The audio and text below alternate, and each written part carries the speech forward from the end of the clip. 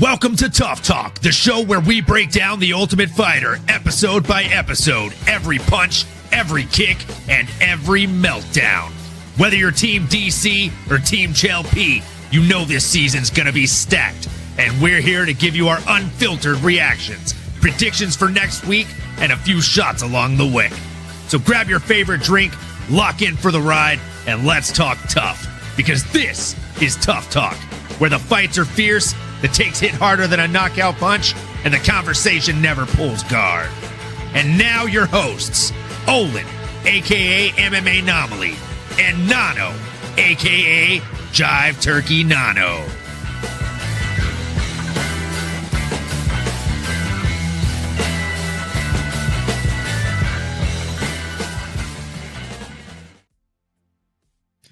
What is up, fight fans? Welcome back to another episode of the MMAnomaly Show, TUF Talk. I'm your host, Olin, a.k.a. MMAnomaly, and with me, as usual, to break down the madness, the chaos, and all the fights that ensue this season is the co-host with the most, Jive Turkey Nano. How we doing, brother? Let's go. Doing great, brother. Great to see you back to back here for y'all here. Thank y'all for coming back. Another great episode, man. On a Tuesday, we are going up, and so is the chat. We see you, WMC. There we go. Is right, man. We are live. We're thriving, and you're asking why we're not MF and monetized, my brother. You're asking all the right questions today, WMC. We're onward and upward. We're hoping to get there one day, and if you're listening to this, you're already helping. So thank you all. Cheers. Another good one. Let's go. Absolutely. Cheers to another good one. And like I said in the chat, man, we're in it for the people and the vibes. The money will be a bonus if/when it ever comes, brother. As long as you guys keep showing up in the chat, I mean, we'll keep on going. We'll keep on growing, and we'll see that as an ultimate win, my friend. So we are here tonight to talk about The Ultimate Fighter episode 10. What a show. What a season so far. We only have one episode left, folks. So lock the fuck in, as the kids say. This episode was especially fun. It was Jeff Cretin fighting against Rodrigo Cezinando, Mr. Rodrigo from Brazil, from the favelas. Dude, this one was a major tearjerker. I'm not gonna lie to you. They had me tearing up with those confessional tapes. The family calls, like, oh man, it's truly they set it up like Max Holloway versus Dustin Poirier every single week on this show, where you're just like, I love this guy. I love this guy. I don't want to see either one of these guys lose. It's tough, man. Starting off, before we even get into the nitty-gritty, opening tough theme kind of situation. Before we get into anything, who did you have walking into this episode? Who did you think was going to walk away with their hand raised? Yeah, man. As we concluded last week, I'm sure we could go back and look at the timestamps. I was leaning Rodrigo very slightly. I just thought he showed enough aggression that first round. I was not too familiar with Mr. Cretin. You know, I think I liked his style. I liked what I did see in terms of the violence from that first round, but I think a little bit of recency bias had me lean in Rodrigo, a little bit younger. And if I'm being honest, to your point, man, well, I'm curious to hear your thoughts, because as the confessionals were going there, I saw myself on both sides of the teeter-totter. I was jumping over that fence. I was switching sides more than to that cool side of the pillow. I mean, brother, I was a mess. Okay, couldn't help myself. But going into it, how did you feel, brother? And then how did it unfold for you? Obviously, as someone might have been cutting some onions as well. Yeah, man, I was definitely cutting some onions. Or rather, someone in the house. I still haven't found them. They definitely were, though. It was onions. It wasn't crying. No, during both those video calls back home, I was tearing up like a small child, man. I was just sobbing. From Cretin talking to his wife, who, staying at the trailer alone, and she had went over to his family's house. That way, they'd be able to talk to him as well during that time. That was fantastic. That whole little setup was just really nice to see, right? And again, like, I grew up in the trailer myself, bro. So I could definitely relate. WMC, that's exactly what it is. High pollen count tonight. You're on to something there, brother. I appreciate you. Good looking out. Yeah. So that one already had me tearing up. And then it cuts to Rodrigo, and he's talking to his mom in Brazil. and saying like, he's doing this so that way she'll never have to work again someday. Like, man, pulling on the heartstrings. Like, it was so heartfelt. The guy was just crying. And when a grown man is that moved by anything, and he is a dangerous, technically skilled, violent technician, that's a dude that's probably going to catch a body, my guy. And going into it, I had Cretan. I thought Cretan was going to walk away with his hand raised. I thought he was the sharper fighter. I thought he was going to have the reach advantage. He did. He had a 3-inch reach advantage, which I knew he had the reach. I just didn't realize it was that much. 3 inches is a lot, brother, especially in this game. Yeah, that is quite significant. Because they're not height-wise, they're not too far. That's more than what they would look eye to eye level. So yeah, exactly. Like I feel like they're only like an inch or two apart height-wise, but the ape index of Cretan is nice. So yeah, I thought he'd be able to edge it out mostly because of the range and just how much of a crafty technician he is. I always knew Rodrigo was going to win the first round, but I thought Cretan was going to creep back in there, creepy Cretan, in the second and third rounds. This being a semifinals fight, right? Dude, I mean, we'll just like jump right into the thick of it in a moment. But before we get into the fight, what were your thoughts on Chael Sonnen's like 5 minutes in the episode going to the Chris Angel show? I mean, that's on brand for Chael, I would say, most definitely. And as a Chris Angel fan myself, I appreciated it. I think you kind of forget. I saw him my first time in Vegas. Did you really? Attaboy. Yeah, I mean, dude, just the nostalgia. I think seeing that was definitely fun. Chael, short and sweet, but it's always high quality. High quality H2O, high quality camera time with Chael, and glad to see the boys expanding their mind, getting some creativity. Hopefully some of those Chris Angel voodoo juices were rubbing off on them. But real quick, back to the confessionals. I mean, man, when Jeff was speaking, and definitely heartfelt, seeing the family, seeing his grandma and everybody. But I did feel like he's somebody that has some marketability, right? I think he had some aura to him, as maybe the kids are saying these days, some riz, if you will. But charismatic. I thought, man, I love hearing him talk. Like, I think that's one thing we appreciate about these shows. Any reality TV, it's entertainment, because you just want to see what who that individual is like, right? Get in their head, get a glimpse of what it is to walk a mile in their shoes, and love seeing the family support behind a Jeff Creighton. You always say it takes a village. Here we go, WMC. All you lurkers out there, don't be scared to chat. Yeah, come on, the water's warm, y'all. Let us know how you're feeling about this episode, or just or just tell us how ugly we are. Whatever's clever, man. WMC's there, and plenty others. Hop on in. But then, so again, felt good. And I'm sitting there like, oh man, I think I'm leaning Jeff now. I like the way he talks. Like, he is skilled. You're seeing more of that. I'm like, oh shit, Rodrigo, I might have aged like sour milk. But then Rodrigo gets on there, and my gosh, the emotion, right? I think when it's seeing a grown man cry like that, and to your point, almost out of anger, out of just pure passion, I thought, well, I can relate. And I thought, man, that's a scary individual. Someone I don't want to get in front of, because he's gosh darn willing to do anything Lord willing that he can do, right? That was very touching, and again, just reiterates the point of like, wow, we love this show. Like, it's reality TV at its finest. I honestly, the embedded series are great, but boy, do I wish like we could just do more of these types of episodes, or getting a glimpse of these new fighters, or it's the best, man. I wanted to just quickly say that. Dude, if we had more time in the day, if we had more days in the week, I'd say we should start doing a challenge episode breakdown. I love reality TV, man. And the new season of the challenge has our guy Ben the Bane Davis on it. That starts tomorrow officially. Oh shoot. I'm stoked, man. I'm stoked. I can't wait. I watched episode 0 last week, which is like an introduction. Yeah, they did a race up a mountain, essentially, with obstacles and shit along the way. And he came in 15th out of 32 people. And CT came in second to last. So, what? It'll tell you some stuff. I'm putting that in my gravestone. Beat CT at a challenge. Just saying. Brother, facts. Just saying. Beat CT at a daily. Yeah. Like, he was a great commentator. He did okay in Karate Combat. He competed in BKFC. And he beat CT in a fucking daily challenge. At it. Your life's been the Bane Davis. That would literally be my gravestone. Yeah, dude, I love the reality TV feels of this. It's exactly what you said, Nato.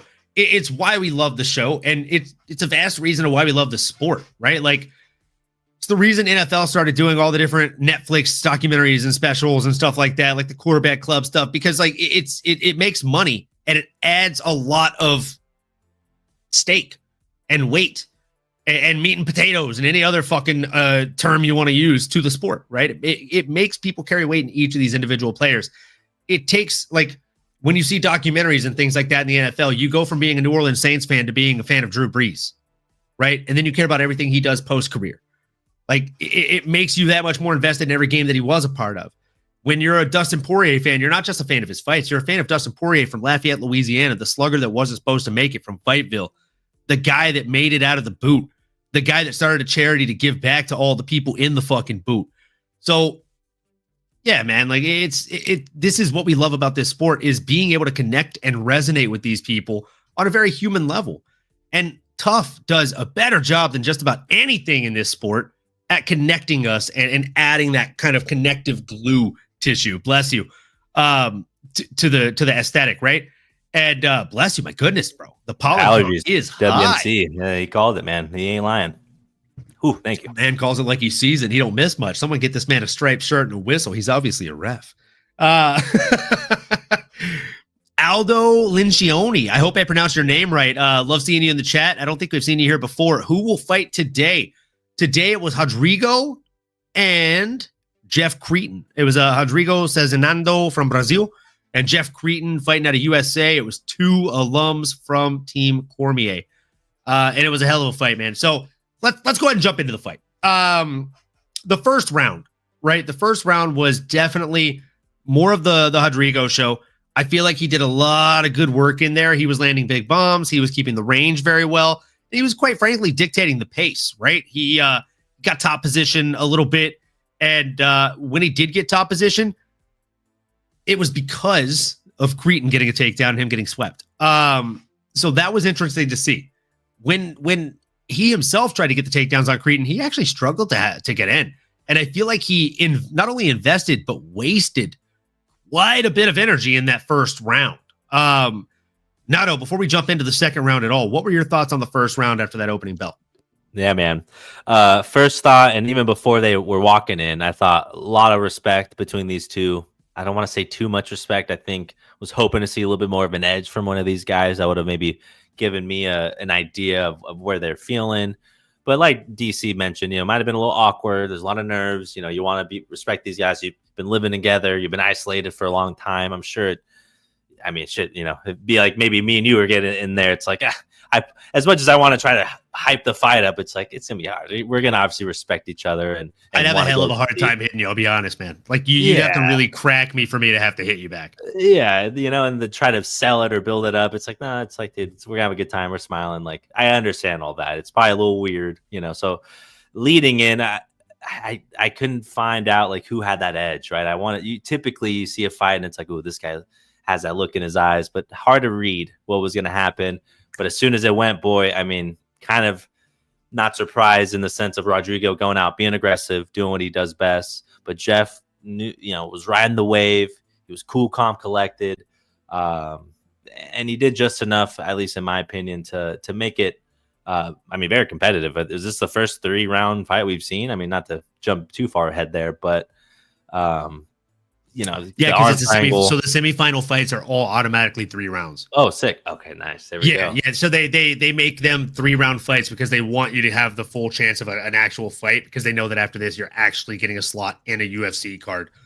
Which I don't remember what card is it, 320 that has like hella open slots on the main card. Folks, come in closer.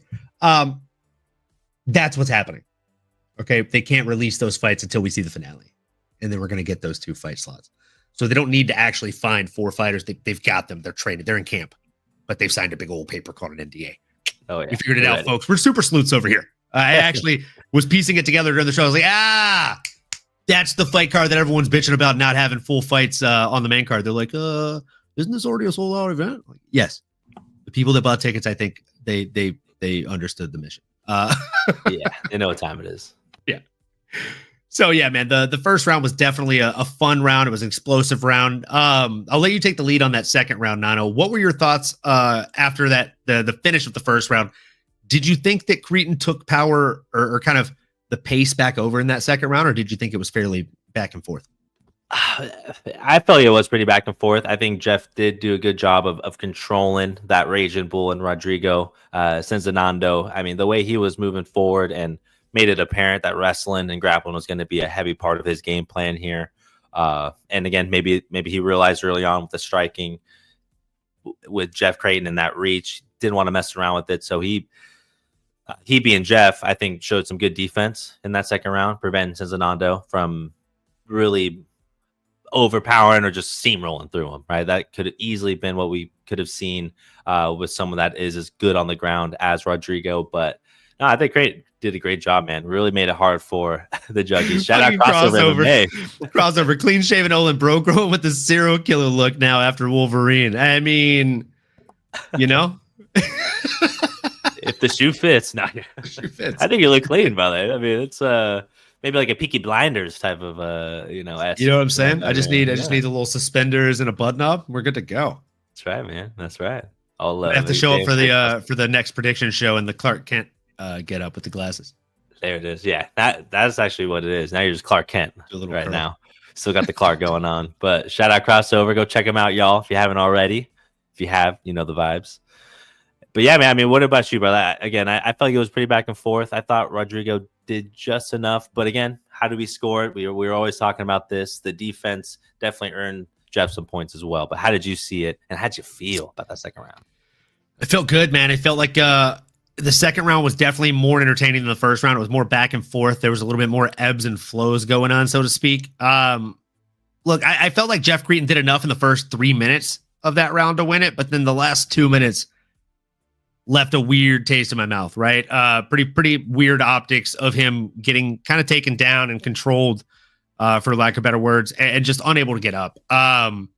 The slapping that Creighton kept doing when he was underneath was interesting. Like, it's something that we've seen Nate and Nick Diaz do, and it does disrupt patterns. It does open things up. Nobody likes getting slapped in the ear, right? It fucks with your equilibrium to an extent, but there wasn't a lot of heat on those slaps at all. He wasn't really doing a whole lot, and I mean, it was just kind of wasted energy in a lot of those instances where he could have otherwise used those pops of energy to try and work back to his feet with a little more urgency.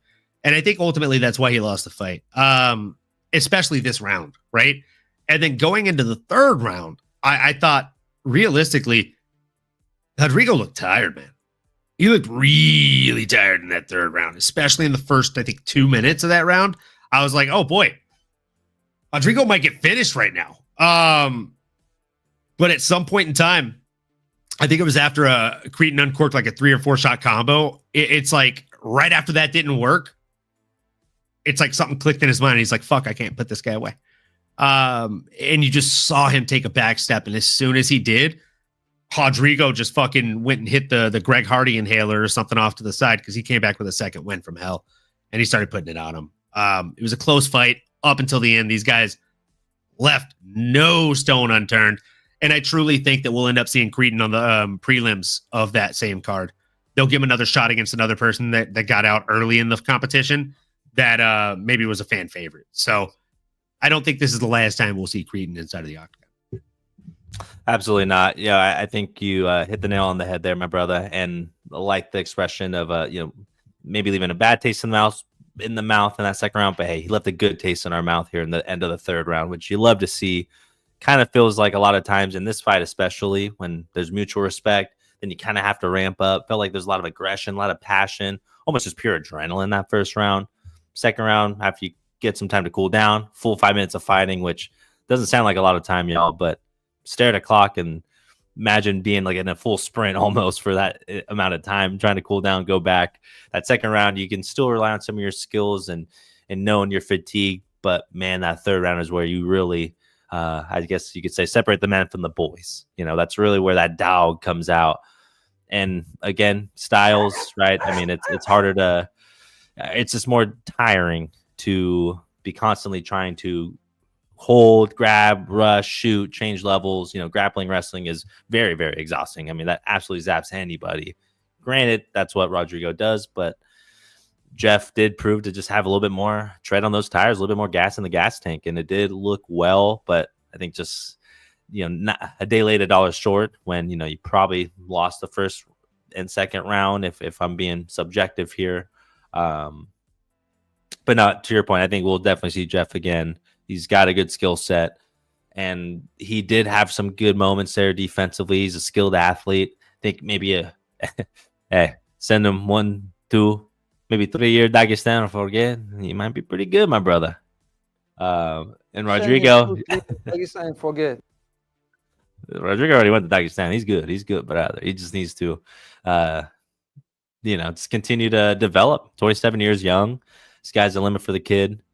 But yeah, man, overall, this was one of the more fun back and forth fights of the season, and excited to see what's next. Absolutely. And I'd be remiss. Like we talked about the heartbreak and the cutting onions earlier in the episode. When I really got choked up right after the fight ended. The moment they raised Rodrigo's hand and he's celebrating off to the side of the octagon, and the camera zooms in on his opponent, Cretan, and he just drops to his knees, hands down, and like sweat coming off his face, probably some tears as well, as he says, "Fuck, I let my wife down, man." Ooh, that like he just got punched in the face for 15 minutes. Hard. His face is a mess, bro. And the first thing that goes through his head is, "Fuck, I let my wife down." That broke my heart, bro. Like and then the fact that he's now in a house for another handful of weeks, can't speak to his wife, can't tell her that he lost. Like that would just eat me up inside, man. That's a hard reality of this show. Yeah. Yeah. I mean, this is different than Love Island. This is different than, Squid Games. These people are really putting themselves out there and putting everything on the line. And these are guys, these are not celebrities, right? Though they may hopefully become more celebrities to us fans, but it's just one of those things, man. Like it's make or break. It is, I don't want to say do or die. I mean, but in some cases it is like their chance, right? This is all they got. This is everything they've worked towards. And, with Jeff, yeah, I mean, the wife one, that's, hey man, I'm married. That's a tough one. You hate to hear that and to see it, I can feel it, honestly. I felt that same way, right? With the blood, sweat, and tears that are literally put in. And then knowing Rodrigo as well, right? He's someone's son as well. He's got a mother and a father that are, supporting, and whoever else is in his village also, or in that favela, if you will. That is also just as touching. So it's like, when one door closes, another opens.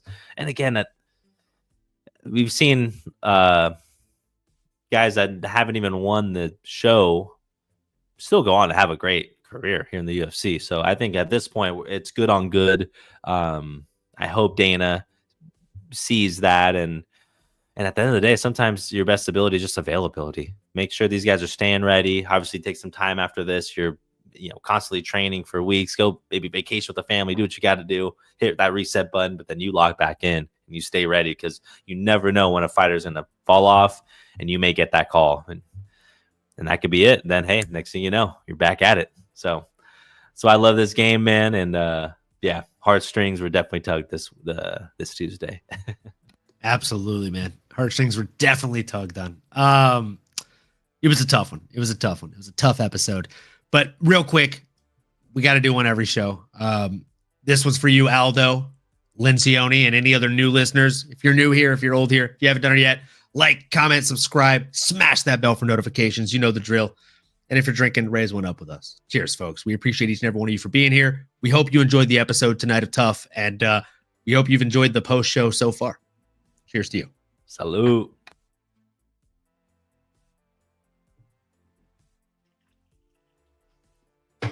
Now, obviously, we also have some other legends in the chat. We got Grimy in here these days. Let's go, Grimy.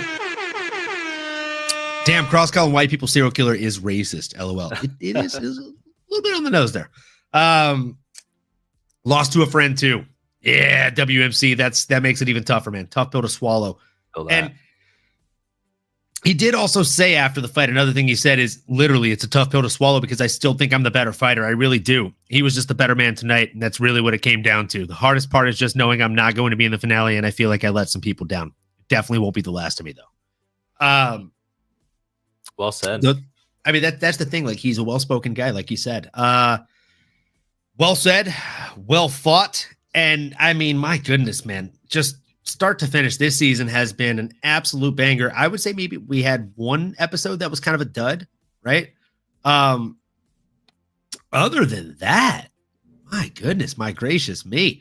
And hey, what's up, fucking legend? How we doing, Leroy? Leroy, how you doing, honey bunny? Great to see you. Miss you. Love you.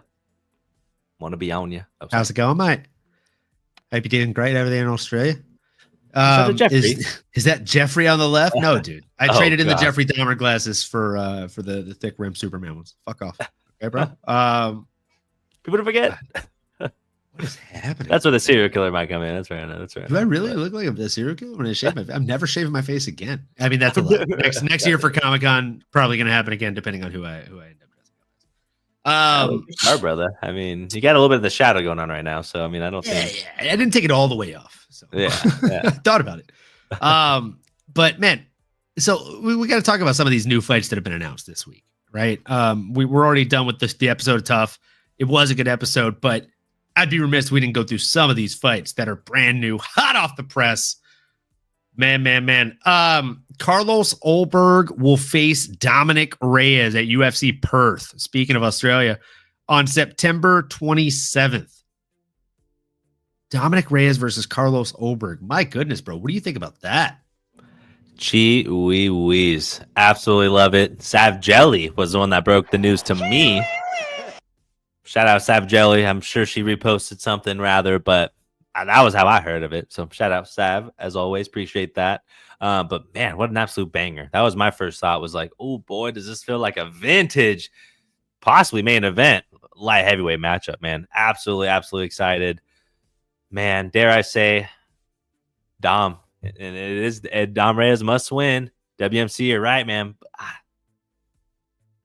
I'm kind of leaning the old buck here. I have a lot of faith in my boy, though Carlos Ulberg is an absolute beast. Gut reaction, I'm going to be rooting for Dom, but I'm sure as I break down the X's and O's, that may change. Leroy, you're right. MMAnomaly is looking sharp. I do got to say competitive out here, man. He's nipping at the heels, brother. As always, is what we do. Keep going, keep growing.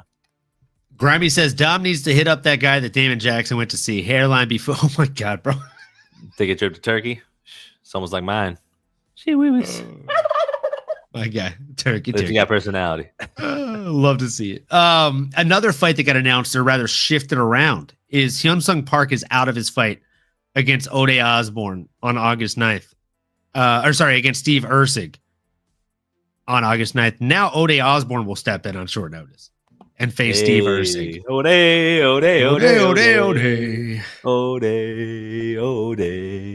Nice. I fucking love Ode. I think that's a great fight. I think that's a better fight for Erceg, if I'm being honest.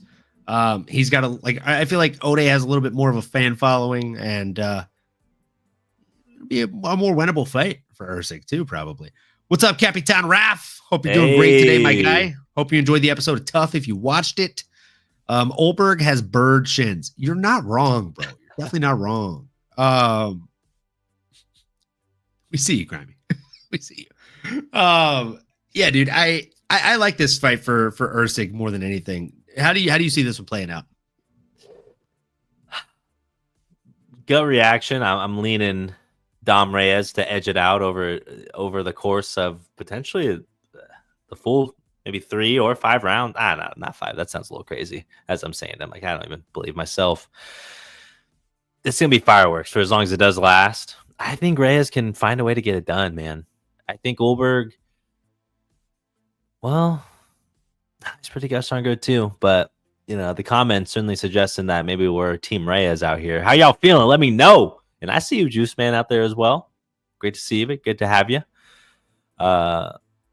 I'm leaning Dom on this one. But again, I'm sure if I put more thought and obviously prepare for it upcoming, I may change my tune because Ulberg is a beast.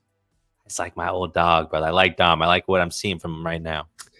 I want Dom to win, but I like Reyes. Or sorry, I want Dom to win, but I like Oberg to get the win.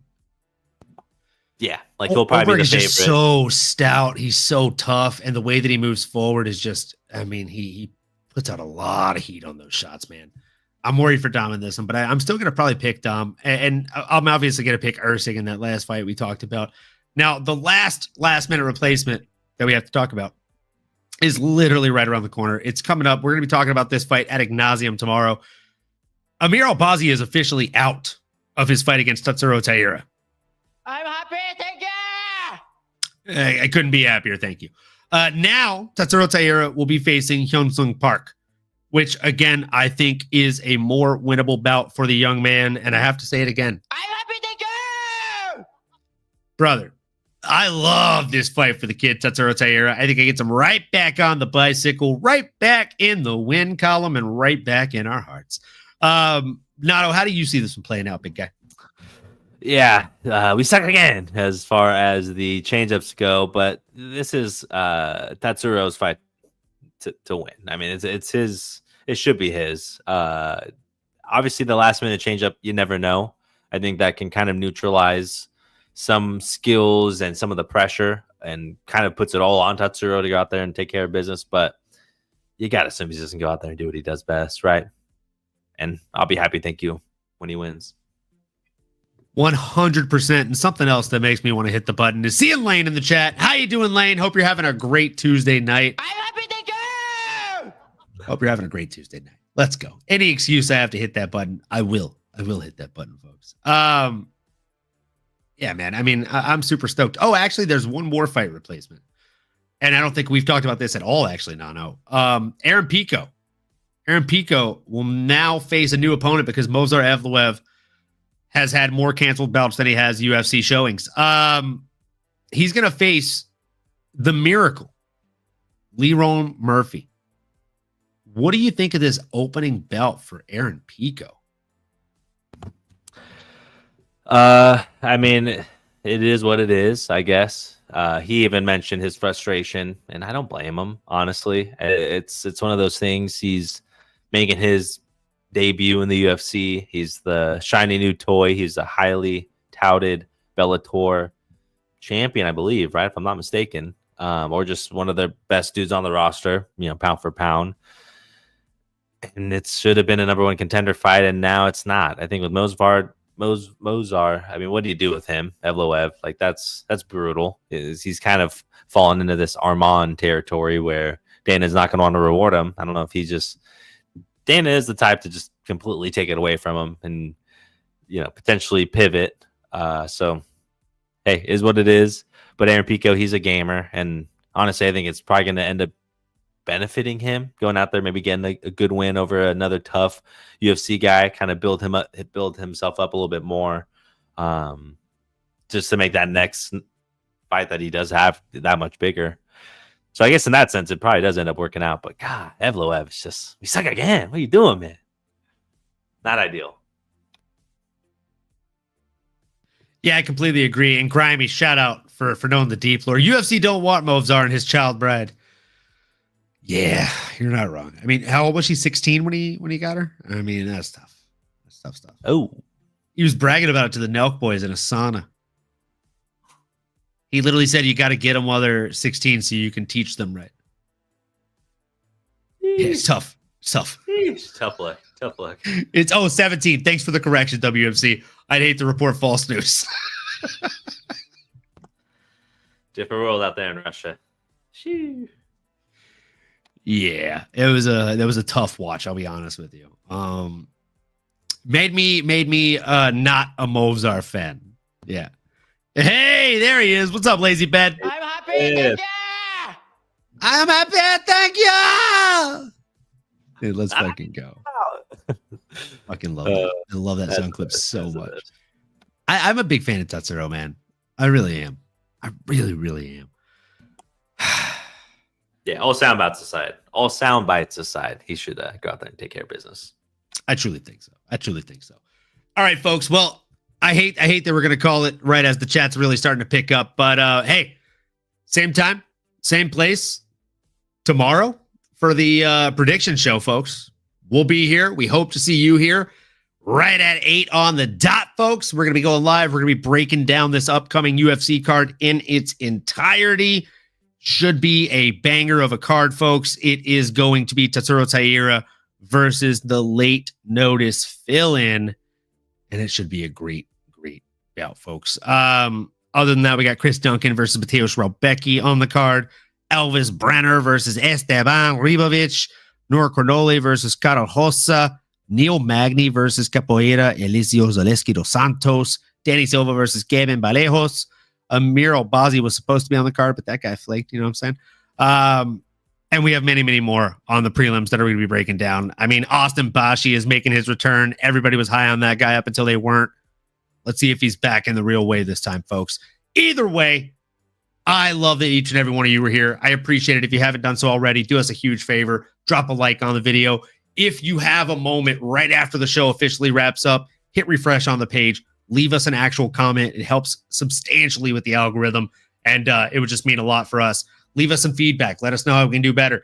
Leave us some feedback. Letting us know what you liked, or just say what's up, man. We appreciate it. Either way, we appreciate each and every one of you all, and we'll see you tomorrow.